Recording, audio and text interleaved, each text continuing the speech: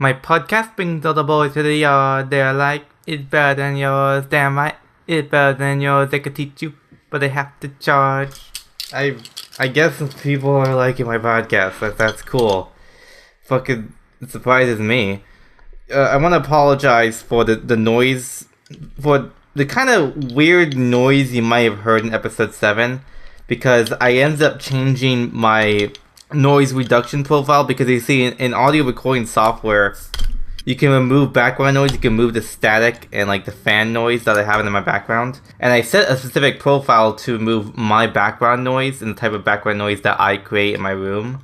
I changed the setting because I was messing with someone else's audio and moving their background noise, and then I used their profile for removing the background noise of episode 7. So episode 7, you kind of hear like weird echoes and stuff, and I apologize. That's my fault. I didn't do the audio processing right, so hopefully that won't happen again. You know, but no one probably could with me. But you know, also I'm gonna be drinking this episode, so I haven't drunk since episode 1, and I want to do the episodes where I drink and that kind of stuff. I'm drinking Not Your Father's Mountain Ale, which is basically alcoholic Mountain Dew, because I did Not Your Father's Root Beer, and that was pretty good. This one's also pretty good, Not Your Father's Mountain Dew. I also drank a bunch of sake, so before this episode, but then during the episode I'll drink Mountain Ale. Yeah. Also in episode 1 I repeated myself a lot. Of course, you know, that was a pilot. I was less experienced. I didn't really have a type of thing down, and also I was drunk. But in episode 3, I repeated myself 3 times when I was talking about episode 1 was really good pilot-wise, but I repeated myself a lot. For example, when I said everything happens for a reason, I was repeating myself a lot during the explanation. For example, I said, you know, maybe it was a bad reason, maybe they would have changed it, and I said that 3 times, that maybe it was a bad reason, maybe they could have changed it if they could. So I apologize if I do that this time. I will edit it out, make it better. But hey, man, you know, you guys are forgiving. I mean, if you had to choose between this podcast, where I talk about sleep paralysis, sleepwalking, trance, hypnosis, lucid dreaming, near-death experiences, loneliness, misanthropy, conspiracy theorists getting blown the fuck out, fetishes, evolutionary psychology, biology, philosophy, improv, stream of consciousness, comedy, scripted post-production, or, you know, some other shitty podcast like the H3 podcast or something, where they're like, did you see that the Stormtrooper for the new Star Wars trailer is black? Or did you know the soldier from the Battlefield 5 trailer is female? Or does anyone else think that YouTube doesn't respect their users? I mean, which podcast would you listen to? Because if you pick the second choice, then I don't want you listening, so go away. Bye-bye. Is it still recording? Holy shit. Do you ever fully appreciate the fact that people actually like you? That people enjoy your presence and will call you their friend? I mean, that's fucking crazy to think about. People actually like me. That's fucking wow. Why don't we tell the people we care about how much we like them? I'm not talking about secret crushes and shit. I mean your friends. In fact, I'm probably too much of a pussy to even do it after this podcast. I don't know. I make the point that we should be open about positive feelings for each other, but we'll even do it, huh? I won't even. If you listen to 7 episodes of this shit, then you should know that I like you, because you like me. If we didn't hide how much we appreciate each other, then all the hate would go away and incels wouldn't exist. I just solved world peace. I planned a little rant for like the runaway character of the 70s vigilante story, where he rants to some criminal about how people could be better and people have the potential to help themselves but choose to do evil. You know, Runaway's whole character is that the past doesn't make the future, and he doesn't feel like he's a slave to time or morality and believes people can do anything despite what they did in the past. But of course his character is a psycho killer and wants to kill criminals for choosing to do evil instead of taking the second chance he believes everyone got. There's another scene in my head where the Runaway lets a guy go, but tells him this: I want you to remember that every day from now on that you are alive, it's because I let you. He's a real edgelord. Runaway is. You're kind of supposed to feel conflicted with this character, because he's a total fuckface who tortures people, And the other two, Vietnam vet and truck driver, they have also conflicted with him because he doesn't feel an obligation to trust and promises, and they know that if the situation shows itself, Runaway would leave them to die because he doesn't care. He's a ticking time bomb really, and he only works with them to kill criminals and stuff because it helps him to do so. I want a character that feels like his own agent and will not follow the plan or the plot or the expectation of anyone, so he's always a wild card, but you'll also kind of hate him, because I knew people like this, and I feel very conflicted about those people. Also, I'm considering fusing the Vigilante story with the Conspiracy Cinematic Universe. Well, basically, this version of the story is that the three guys who are going across America busting organized crime, and then they accidentally walk into an occult ritual completely by chance, and then after killing them, the Vigilantes realize that there is one drug ring specifically that uses alchemy to make drugs and gained access to forbidden knowledge about magic, and the entire drug ring is full of magicians. So the story plays like a straightforward 1970s movie like Death Wish or Dirty Harry or Taxi Driver, right? For in the story's time is a couple of weeks and months, they get proficient at their craft, and then just by pure chance, they find the occult underworld. So now their plan is to infiltrate the occult underworld of organized crime and kill them all. Most other stories in the conspiracy universe deal with bloodlines, ancient evils, people working from within the occult underworld, but in this story it'll be a stark contrast because the main characters are anti-magic and anti-occult, and they aren't long descendants of older characters. Like, there'll be some clans and dynasty stuff going on in some stories, of course. It will take place over thousands of years. But these guys are just totally random people who happen to want to stop the occult bad guys. It's a very fun setting here. The Vigilantes only use guns and knives and improvised explosives, Unabomber style, and to fight real witches and wizards that are crime lords. Fucking metal. The so-called good, and I say good very lightly because every magic user is somewhat responsible for hurting people and animals to even perform magic. The good secret societies that we follow in earlier stories want to stop the crime ring of occultists as well, and once they become aware of the Vigilantes, they're like, let's not interfere with them. They're doing their job for us. So, there will be recurring characters. Like, one of the soldiers from the World War II story that fought for the Spear of Destiny will be in the 1970s story and help them out. Another story idea is set at the turn of the century, around 1900, where we see a lot of public domain characters like Dracula and Frankenstein, which of course, Frankenstein's monster is a product of occult magic and technology, so I'm doing research into some of the classic monster movies and novels from around 1900. This story will also have a part in the Tunguska event, I think it's called, which is when a giant meteor hit Russia in 1908 and destroyed like 100 miles of forest. Luckily, it didn't hit a city because millions would have died, but basically, the event was real, and it took part, and it will have a part in the 1900 story. There was also an X-Files episode on this event where, meteor hit Russia in 1908, destroyed 100 miles of forest. Pretty big story potential for a story, honestly. No one ever talks about it, though.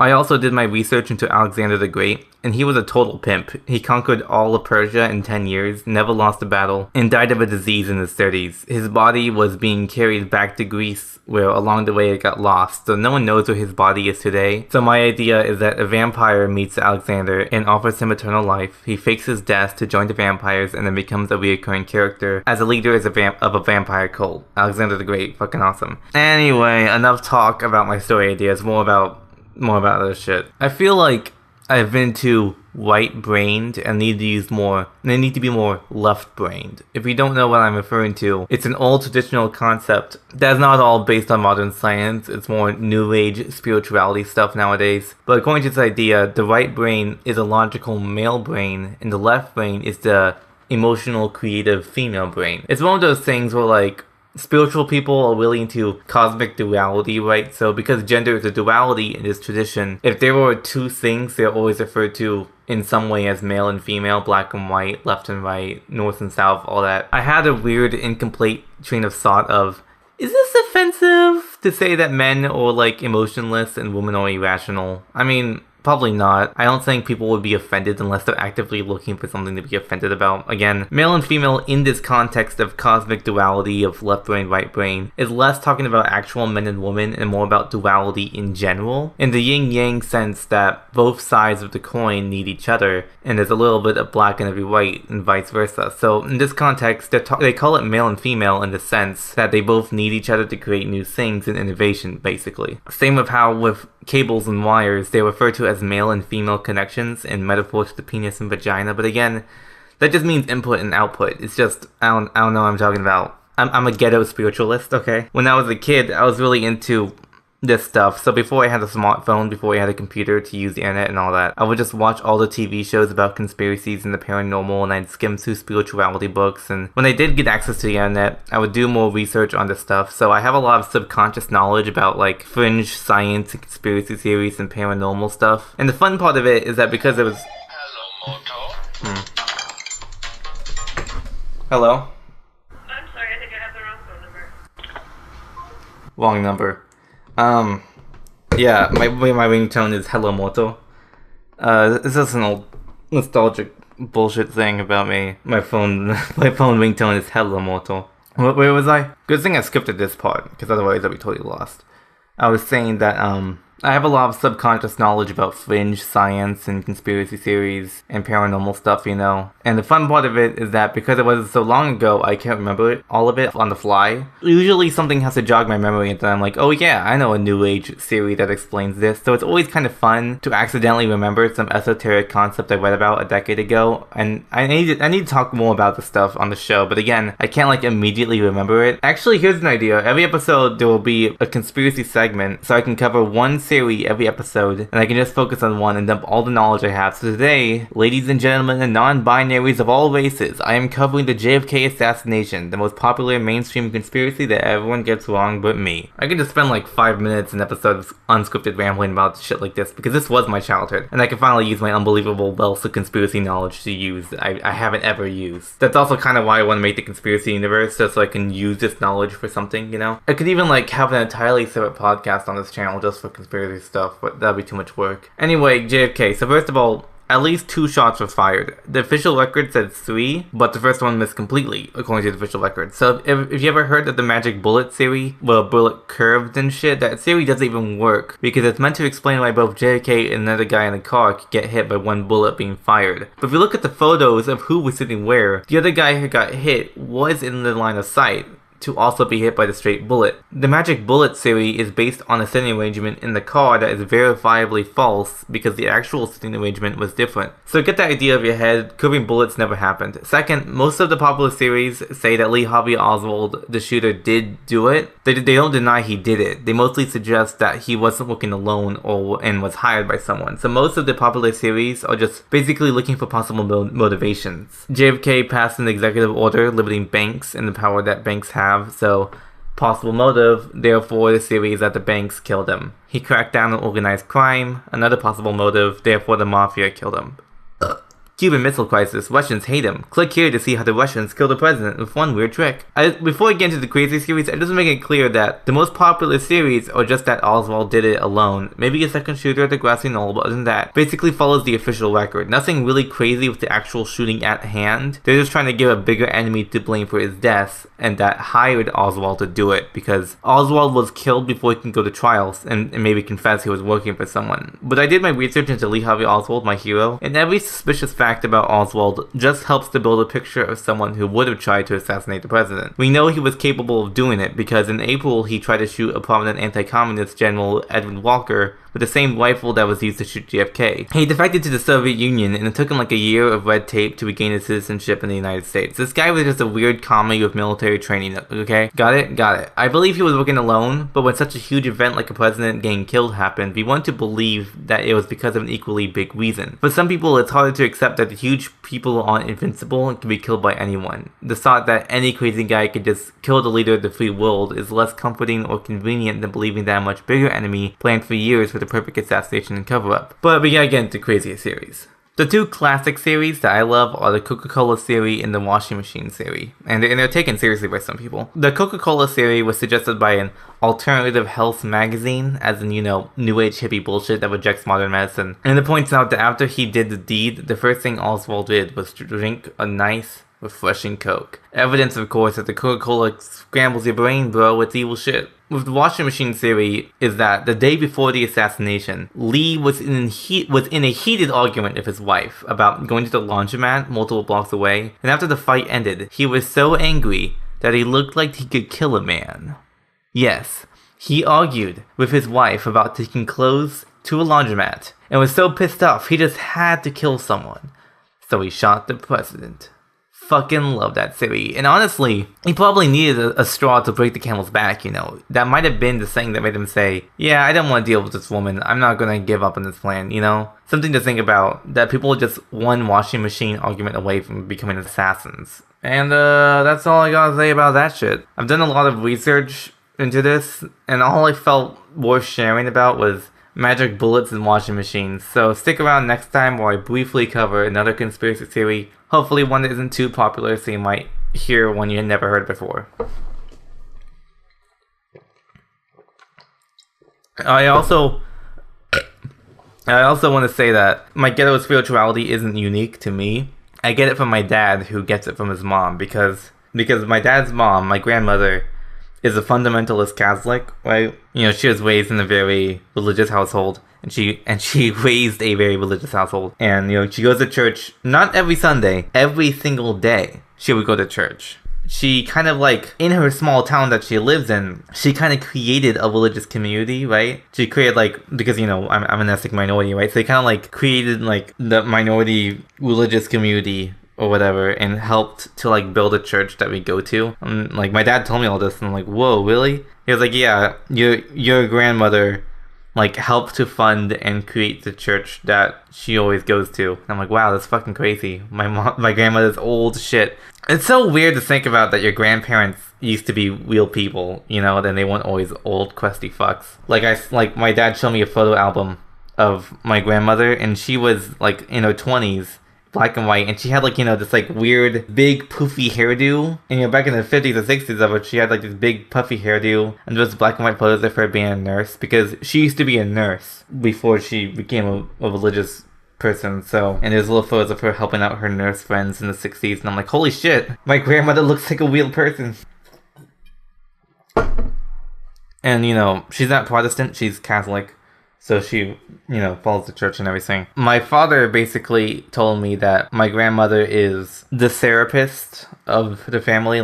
Her job was to comfort people, comfort other families, because she has a very open household. Whenever I go to my grandmother's house, whenever I take a plane over there to visit, she's always fucking has people staying over that I never seen before. She's just a very nice old lady. So my dad is one of 8 children. I want to reiterate this. My grandmother had 8 children, and my father had 7 brothers and sisters. So he was raised with a lot of siblings and stuff, so no wonder he only had 1 kid. No wonder he only wanted me and did not have any brothers and sisters. All the other kids went their own way, and he kind of looked up to his mother as a therapist type of person who help people go through trauma and help them deal with stress and stuff. So he became a family therapist. That's my dad's job. If you're wondering why I read the Diagnostic and Statistical Manual for Mental Disorders, why I have a copy of it in my house, it's because my dad does. So I learned a lot about psychology and stuff from my dad, but... So, my dad is kind of he had a phase where he was going into new age spirituality stuff. He meditates, and my dad gets that interest in spirituality stuff from his mom, and then I get my interest in spirituality stuff from him. So it was kind of passed down, I guess. I'm not a religious person. I do have respect for, people with the cloth or whatever, so don't expect huge atheist rants from me. I can't believe people actually listen to this shit. Crazy. One time I spoke on my disbelief that people actually listen to my podcast, and the guy said, "You act like you aren't an influencer." Did he just call me an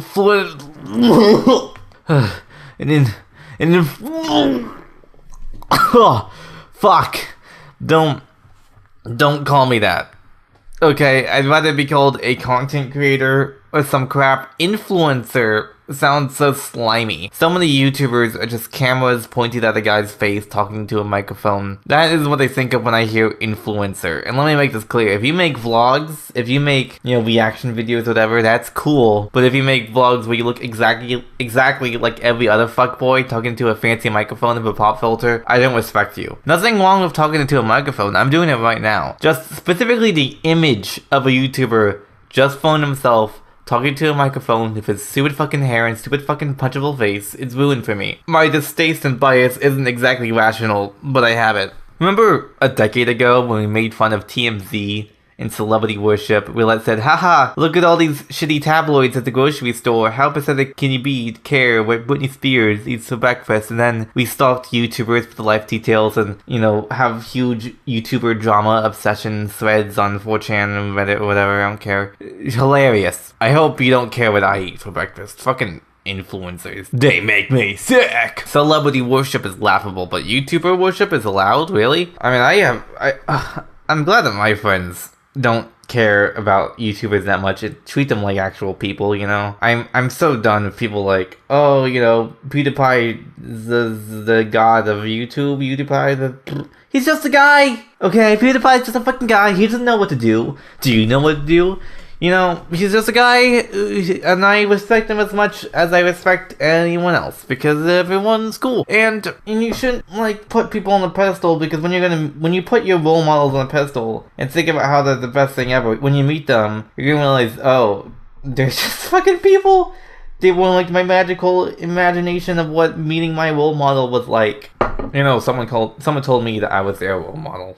That was fucking weird. I still have people who kind of copy my opinions. I still have people who totally latch on to me as I don't know, it's weird. I don't like it when people do that. Stalk, the idea of being obsessed over. That's not me. I even had a train of thought when I was a kid in high school watching some shitty anime where the anime girls yandere and stalking the main character, and I thought, why would you hate having a stalker? That sounds awesome. Having someone obsessed over you, it sounds great. That was my train of thought when I was 14 or whatever, and now I finally understand that's fucking horrible. I also never had any siblings, right? So I'm sure people who have siblings will understand this a lot more, but when you have a slightly younger kid who mimics you and looks up to you, that's fucking creepy. When I was a little kid, when I was 11 or something, there was a 9-year-old neighbor, and he would just follow me and copy me. I would eat cereal, and he would ask for the same cereal, and then I'd finish my cereal before him, and then he would put away the cereal even though he hadn't finished. And he's I'm done too. He would copy me,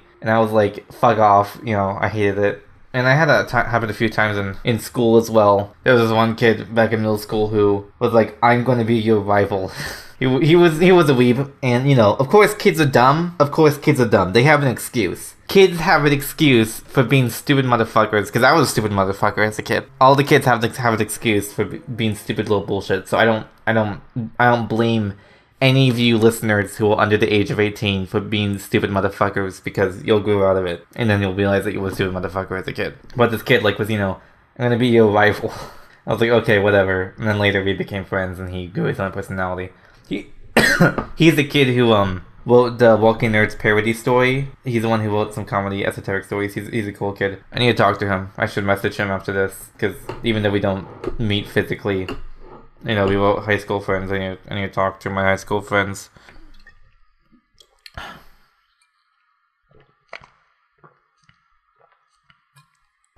No. I think what really set me off was in senior year of high school. So at the last year of high school, I was 18 at the time, right? And this kid thought I was so fucking cool. And the thing that threw me off was that he was kind of your typical jock type, right? He played sports. He was pretty tall and well built. He was very normie in that kind of stereotypical way. But he latched onto me because 4chan. Because 4chan was becoming kind of mainstream at this point. So he was asking me about the term new fag. He was asking me about the term normie, and because I knew this shit, and I told him, fuck off, you're gay. He was ha ha ha, it's so cool that you're so rebellious. I want to be like you. I want to be a cool 4chaner. Show me 4chan. He never been on 4chan or whatever. Again, I'm 18 years old, senior year of high school. I'm on my computer, because I have my computer at this point, and I just bring my laptop to school. He's show me 4chan. So I'm okay, well, 4chan's blocked, but I can get past that using proxies, because I'm cool. And then I show him the really boring 4chan boards. I show him cooking. I show him cosplay. I show him transportation. I show him animals in nature. I show him MLP, and I'm this is what 4chan is. It's whatever. Fucking loser. He just kept bothering me, asking me about stupid shit, and really latched on to me. Once he started really copying my mannerisms, I told him I was with my other friend, and he was here trying to bother me and my friend. I told him to fuck off to his face, and the other kid laughed at him, and he still tried to play cool. Fucking people. again, the thing is, like, I respect people who respect themselves, and this kid didn't respect himself. This kid didn't respect himself at all. God helps those who help themselves, all that good stuff. Your role models are just like abstract ideas in your head. I've talked about abstraction a lot on the show, episode 1 and all that. So remember that whoever you're looking up to is an abstraction. I got a bunch of new fans, I guess, because I shilled my podcast on something.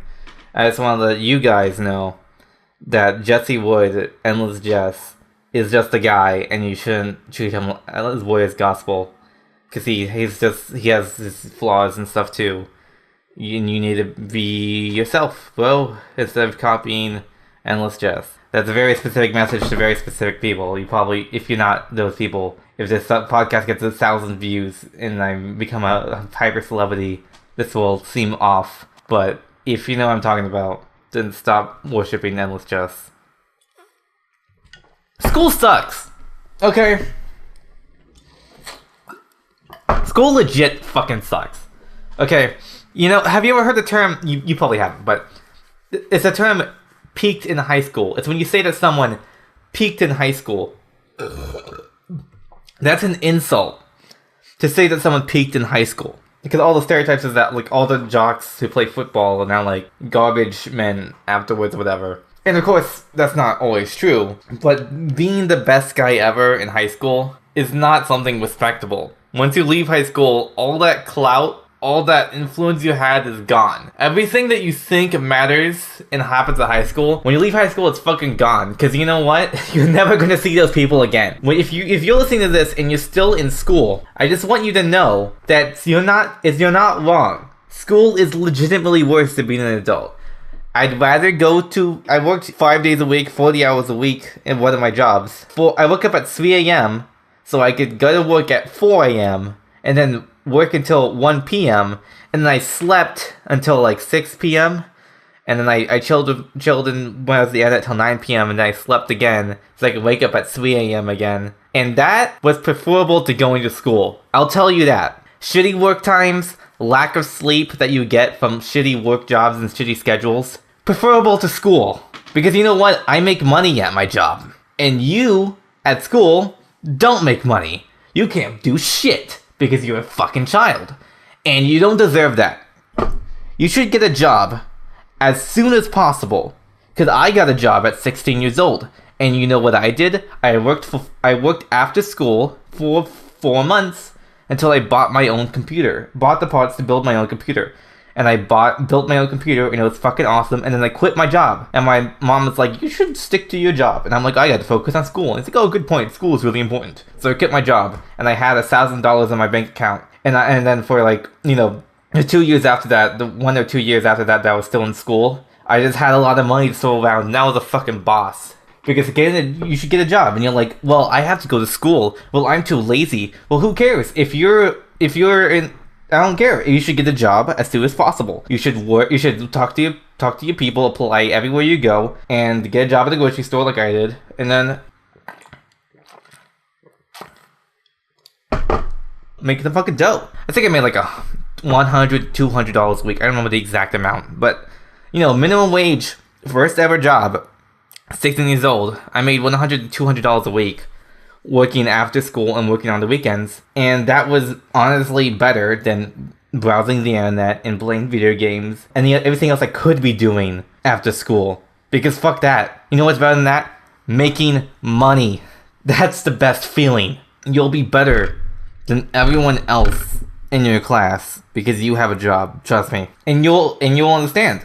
Because you'll be going to school and doing work. You'll understand that you'd rather do work than go to school. Because if you're smart like me... that was a joke.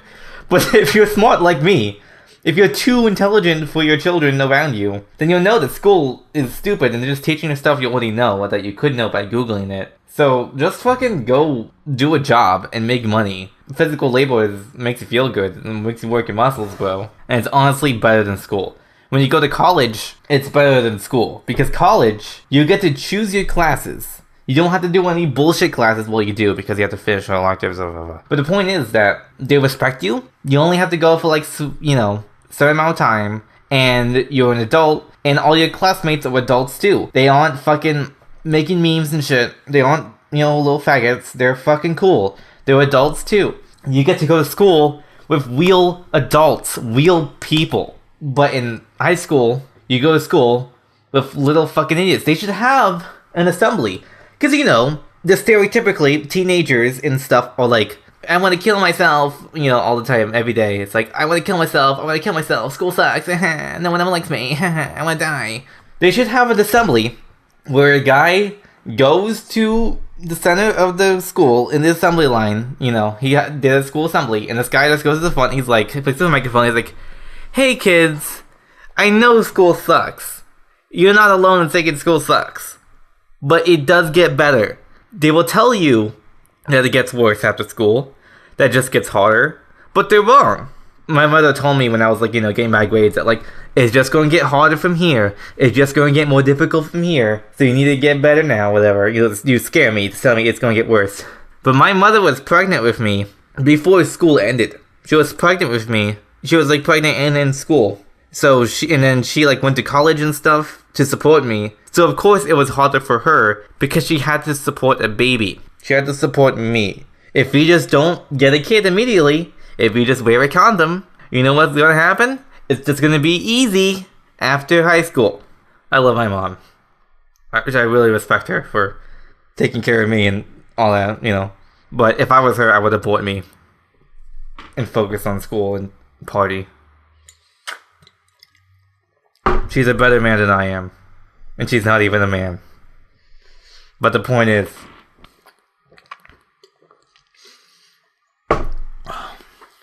so, of course it was harder for her.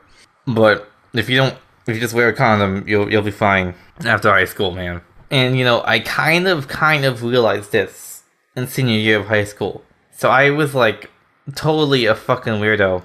I hit it, And here's another thing about school. When you walk in the hallways of school, you feel like you need to watch how you walk. You feel like a peer pressure that was trained into you to keep your head up and walk a specific way because otherwise you think people are judging you. At least that's what I felt walking through the halls of school. And when you leave high school, that feeling goes away and you can walk with confidence. You just have a constant fear of social judgment in high school. But when you leave high school, none of that fucking matters. Ask that fucking girl out. Oh, who fucking cares? That girl's gonna fucking... You know what?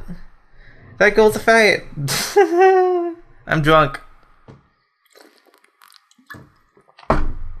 Yeah, that's what happens when you get drunk. You get bullshit like this.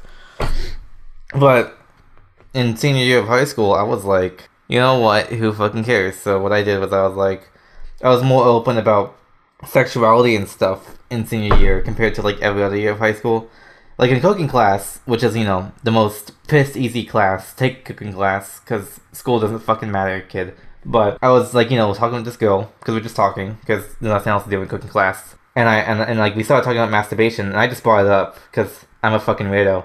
And I was telling her, yeah, I have a theory that women enjoy sex more than men because they have both clitoral and vaginal orgasms. So I think women have better orgasms than men. That's my theory. And she was like, okay, I've never masturbated before. And I told her, you should masturbate. It's a waste not to. I just told that to some random girl. I didn't even know her name. She was not an acquaintance. She was not a friend. I just started talking to her about masturbation. I told her you should flick your bean. You should flick a preteen bean. You should make a bean machine of preteen clitorises to flick. At that point, I've already built a Pringles can vagina, Told her you should, dildo yourself with a cucumber. That's not creepy. That's fucking alpha as fuck. That's Chad shit right there. Because from that point on, she, showed signs of, she got more touchy with me. She would, touch my arm and, hee. I think she liked me, but I don't know. I didn't act on it. I was too... Whatever. I feel like I have to, keep up an image of myself as, a super hyper internet version. Because it's, the personality get created on YouTube. But, and I totally am a virgin. If you need to know, I am a virgin. I've never even dated a girl, ever. Never dated, never kissed. None of that. But I feel like if I did, I would lose my magic, man.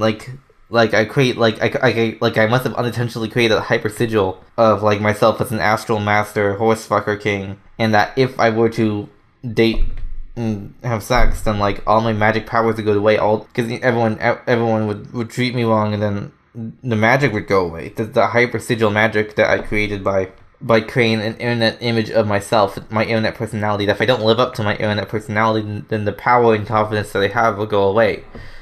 That's the hyper sigil. You know, look up when Grant Morrison did hyper sigils, bro. Let's do more psychology stuff. So I was doing research into different altered states of consciousness. That's what I was interested in, and I gotta piss. Wait, I'm gonna edit this out. I gotta go piss. I drank too much. So I'm trying to do some research into hypnotism. You know, I actually have friends who are into hypnotism. I have someone on my Discord server who's like, "Yo, get in a voice chat with me, and I'll hypnotize you because I can hypnotize you and make your total real." I'm like, "Oh, that's cool, bro." I have a Discord server. If you're listening to this, I have a Discord server. You can join. You can talk to me, bro. It's cool. So here's my train of thought about altered states of consciousness. Right. So hypnotism is about trance. And what is trance? Trance is when you watch something and you just get completely lost. You're in a relaxed state of hyper focus. Trance is when you completely lose all your surroundings and are just kind of lost in it. So like you enter trance when you're meditating, you enter trance when you're watching TV or playing video games. When you play that really immersive video game and like you think it's 30 minutes but 2 hours passed, you're in trance. Time flows differently because you were in an altered state of consciousness where you were just hyper focused into the video game and then entered the trance state and you forgot that you were holding the controller and all that. You're just completely lost in the game. Same with movies. You know, if you're really engrossed in the movie, you'll enter a trance where you're obsessed with the movie. I try to introduce trance as my videos where, you know, whatever. There's also, and you know, trance is important for hypnosis. So the idea in my head is that, you know, trance can make you hyper focused on like a video game so that you play better. But if you're in a trance state and you completely focus on someone's voice, then that person's voice can enter your subconscious, I guess. I don't know. I don't know that much about hypnosis. This is all hypothetical. There's also something called highway hypnosis, which refers to a phenomenon where you drive for a very long period of time and then you kind of lose track and you forget that you're driving. So highway hypnosis, there's a Wikipedia article for it, you can look it up. Highway hypnosis refers to entering a trance state while driving, where you forget that you're driving and you actually just kind of drive on autopilot, like your muscle memory activates and just time passes and you don't realize it. You know, that really popular alien abduction story where that you know, husband and wife were driving on the highway and then time passed and they checked their watch and like too much time passed and they went under hypnosis and then talked about being captured by aliens and stuff. First of all, I'm gonna cover that specific abduction story in my conspiracy theory video I'm working on, so wait until that video comes out. But they most likely were just in highway hypnosis and time just worked differently for you when you're in trance. They might have just lost track of time. That they probably weren't abducted and had time erased. They most likely were just in highway hypnosis and then got into actual hypnosis, you know? So that's my idea about trance. But what else is cool is the zone, right? When you hear it talked about by like basketball players, you hear Michael Jordan talk about the zone. You hear basketball players talk about the zone. There's like movies where they'll show the zone where like everything else is blacked out but the ball. And all the person sees is the ball look in slow motion and they just like, you know, run for it, you know? It's like, the zone is referred to sports, it's most common among sports players. I think it can happen to video game players too, or any like high level activity. But you know, they say you are in the zone. You are in kind of a trance state where you're just hyper focused on the game and you just act automatically. It's also basically what Goku's Ultra Instinct is referring to. It's referring to being in the zone, where your body just acts automatically. That's what the zone is. And it was actually coined by a Russian psychologist as flow. And he says, you know, flow is when you get into the flow of a high intensity action, then you know, your brain power goes 100% into it. You lose track of time and you get really good and you just kind of act on instinct and all that. But flow/zone, whatever you would call it, being in the zone or having flow, I'm gonna call it zone just because it's a more common term. But zone and trance are most likely different because trance is about relaxation. Trance is about hyper-focused relaxation, while being in the zone is referred to as hyper-focused, hyper-action, hyper-intensity workout. So there's definitely a relation between trance and zone, but they're most likely different. And mindfulness in Buddhist, and if you ever meditate like I do, if you ever looked into Buddhism, they talk about mindfulness of being completely aware of your surroundings. It's pretty good. Mindfulness is definitely an altered state of mind, in my opinion. Trance and zone, altered states of mind. I want to learn more about altered states of consciousness. I think it's really interesting because I've gone to sleep paralysis. I've gone to sleep hypnagogia. I went to dreaming and lucid dreaming. I went to limbo states. I want to learn more about altered states of consciousness because I think there's a lot of cool stuff there to learn about altered states of consciousness.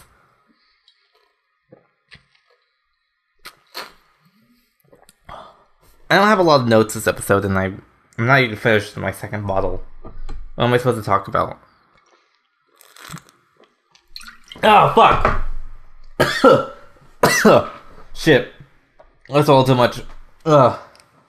Alright, I think I might try doing a podcast with someone else next time on this channel. I might try to do something different. Do a recording with someone else. Just to experiment, because I'm running out of things to talk about, but... Well, that's what I thought when I started this episode, because I didn't skip this episode a lot. Only the beginning part. But then I realized, oh yeah, I'm a really interesting person. I have a lot to talk about. Conspiracy theories, my family, spirituality, bullshit. I'm super interesting, bro. I can talk forever about myself. Like, did you know that, I've been to 6 continents? Not including Antarctica. But other than Antarctica, I've been to every single continent on Earth. I was really young at the time, but my father wanted to give me, world experience. And in the Air Force, he was in the Air Force. When you get, like, free plane trips, hitching the rides of, like, aircraft, like, delivering military loads to different military bases. So we got, like, free trips, but the thing about the free trips is that you can't schedule them. So you take a free trip to Japan, like we did, and then you just gotta wait until there's a free trip back, or pay for it, depending. We just went with the flow, because we couldn't, because, plane flights are scheduled, like, months in advance, so you can, like, buy tickets in advance, but these flights are very sporadic. So, for example, during spring break in I think, 3rd grade, I think it was 3rd grade. Spring break was 2 weeks. So what we did was we took a free trip to Australia, and then we saw that there was going to be a trip to Japan in 2 days. So we spent 2 days in Australia, which was cool. We stayed with some people. And then, because, we had no idea when the plane would go back, we might have to pay for it. So we took the plane to Japan, and I spent a week in Japan. I was, in 3rd grade, so I was, like, 9 or something. 8 or something, 9 or something. I forget. I'm drunk, sorry. Oh, shit, sorry. I actually feel it now. I'm actually feeling like shit. I need to stop drinking. But the bottle's almost done. I'll finish it, and then... I'll finish it right now. I'll chug the rest of it. Let's go.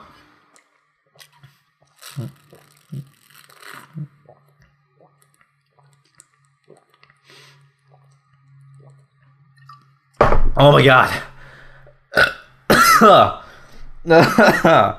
I finished it. I finished the beer. Okay. Oh god, I feel like shit.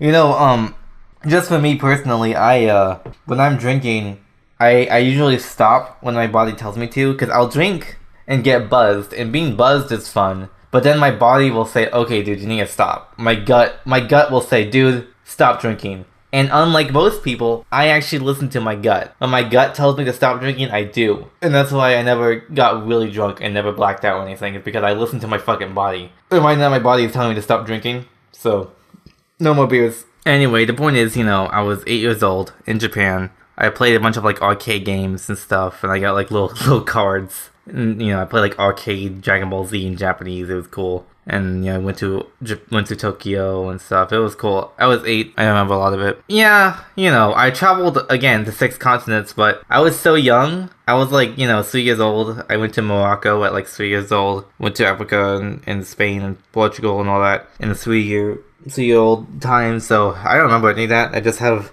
VHS tapes that my dad took. I have the VHS tapes right now because I'm converting them to digital. So I'm just watching VHS tapes of a little kid. That's me. Traveling around Greece and stuff. It's crazy, man. It's crazy. I went to all these countries. I don't even remember it. All I have is these tapes. Anyway, the point I was making was that when we got a plane back, I think we paid for it because there was no free trips back. When you took a plane back, they asked us what we did for spring break, and the teacher said I was lying. The teacher said, "Don't lie to me, Charles." That's not my real name, but I'm gonna say that. Don't lie to me, Charles. I know that you didn't go to Australia and Japan during spring break. And I said, yeah, I did. And my parents had to say, yeah, he did go to Australia and Japan. But that teacher was legit hated me, okay? And for example, Martin Luther King Day, 3rd grade, I remember this. She said, if it weren't for Martin Luther King, you, and you wouldn't be here today. And she pointed to a bunch of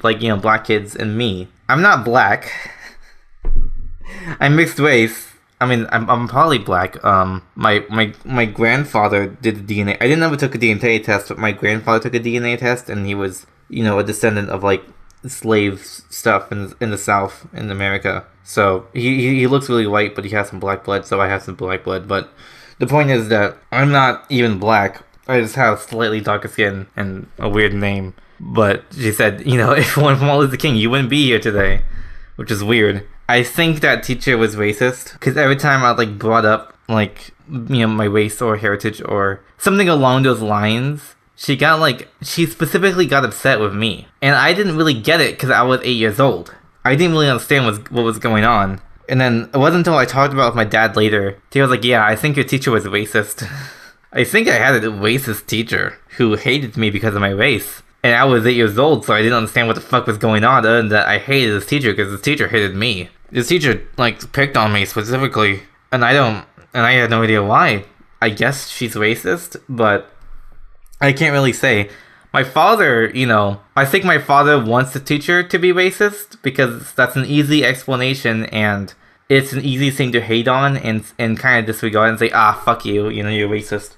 I don't know, but because the puzzle pieces are pointing together, I think that she was racist, but yeah, little race talk. Yeah, I've traveled a lot. That's cool. I rode the planes a lot. For example, my grandmother, my grandmother lives on the other side of the country.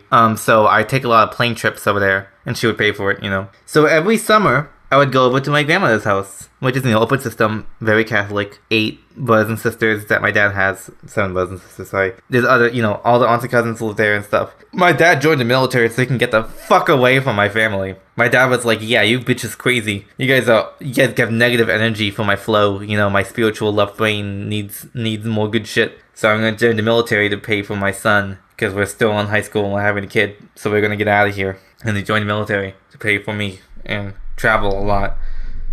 But anyway, I rode the plane a lot, so I was always on the unaccompanied minor because my dad sometimes wouldn't come with me. So I just rode the plane. Every year I was on a plane. Every fucking year, sometimes multiple times a year, I would go on plane trips. So I was very used to the plane life. I was unaccompanied minor. I got used to it. I bring books. I bring my Game Boy. I'm so glad now. Now I have a phone and a battery pack. Jesus Christ. You guys really need respect to your power banks, your battery packs that you can bring with you to charge your phone on the go. I wish I had that as a kid, because some airplanes have plug outlets you can plug into to charge your stuff, but that's a much newer thing. Back then, when I was a kid, they didn't have that shit. So I either listened to my dad's iPod that he gave me, or I played on a Game Boy, and it wasn't until much later I had a laptop, but sometimes I'll bring my laptop, but that had shitty battery life because it was in 2007, that laptop. Holy shit, that laptop sucked. But yeah, I have a lot of trouble sleeping. Like I said in episode 2, I have a lot of trouble sleeping. I can never fall asleep. Sometimes the plane trips will be at 3 in the morning or midnight, whatever. I can never sleep on plane trips. So I'd always be staying up bored as shit, staring out the window, So I'm very used to plane trips. I'm very used to traveling. Okay, I did it a lot as a kid. And, I talk to people nowadays and they're like, yeah, I never left my state. I never left the state. One of the 50 states of America. I've never left it. I'm like, wow. You never left I can understand never leaving the country, but never leaving your state. That's amazing. Traveling is great, kids.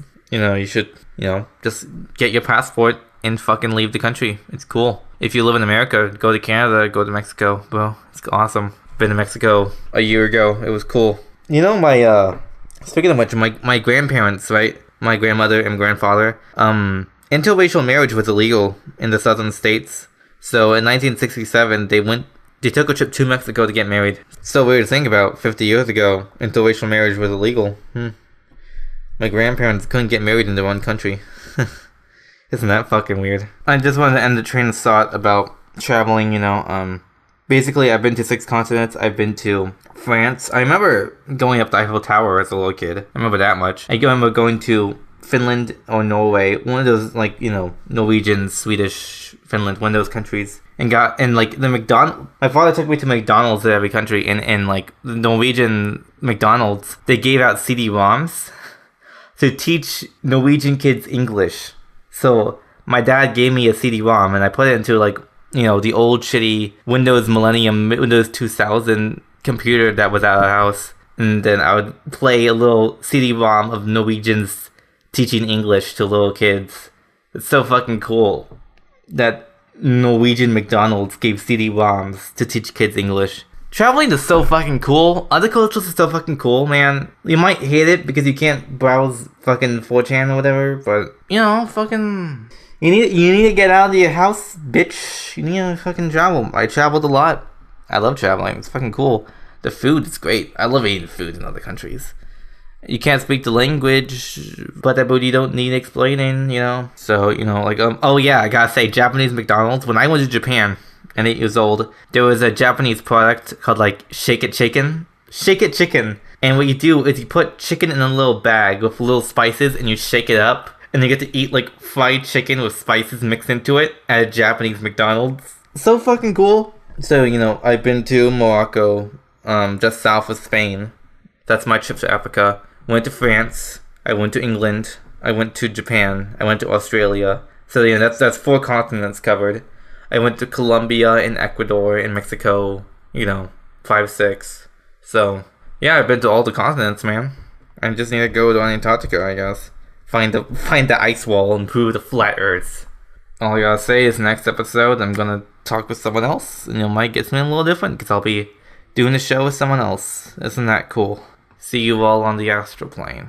The Discord server. My Discord server is called the Astral Plane. Join it. Talk to me. I'm a real person. I promise.